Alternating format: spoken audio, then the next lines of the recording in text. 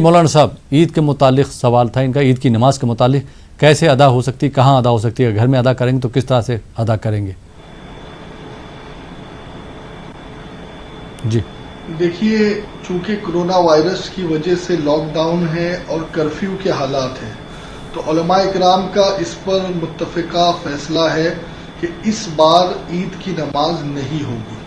जो लोग घरों में हैं वो घर में ही रहें और चाहे तो वो इशराक की नमाज उसकी जगह पर पढ़ सकते हैं, चार रकात चाश्त की नमाज पढ़ सकते हैं, लेकिन ईद की नमाज अब उनके लिए माफ़ है और उन पर कोई भी इस पर जो है वो गिरफ्त नहीं होगी। लिहाजा यही है, अगर किसी जगह पर छूट है और वहां मस्जिद में जाने की, ईदगाह में जाने की इजाजत है, तो इस सूरत में वहां उनकी नमाज हो जाएगी, वरना घर में ईद की नमाज नहीं होती। जी, बहुत बहुत शुक्रिया मौलाना मोहम्मद सैयद कादरी साहब। ये भी बता दीजिए कि जैसे आपने बताया कि इशराक की नमाज पढ़ सकते हैं या चाश्त की नमाज पढ़ सकते हैं, तो उसकी नियत कैसे बांधी जाएगी और कितनी रकात पढ़ सकते हैं और किस टाइम पढ़ सकते हैं, वो भी बता दें। देखिए, 4 रकात नमाज चाश्त जो है ये हुजूर अकरम सल्लल्लाहु अलैहि वसल्लम से साबित है और इसकी नफल की नियत होती है कि मैं नियत करता हूँ 4 रकात नमाज चाश्त, वक्त चाश्त के मुँह मेरा काबा शरीफ की तरफ, अल्लाह अकबर, और इस तरीके से वो चाश्त की नमाज पढ़े। और इसके बारे में हदीस में ये आया है कि रोज़ी में बरकत के लिए ये नमाज बहुत ज़्यादा मुजर्रब है।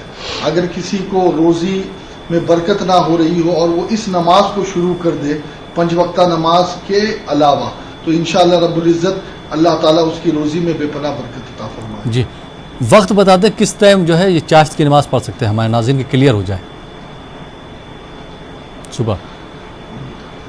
हाँ, देखिए, ये जो नमाज है ये सूरज सवा नेज़े पर जब आ जाए, यानी सूरज निकलने के 20 मिनट बाद इशराक का टाइम होता है और इशराक की नमाज पढ़ने के बाद से चाश्त का वक्त शुरू होता है और ज़हवा कुबरा से पहले यानी ज़वाल से पहले जो है इसका वक्त रहता है।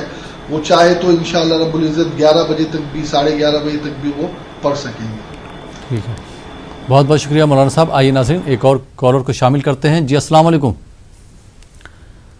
अस्सलाम वालेकुम।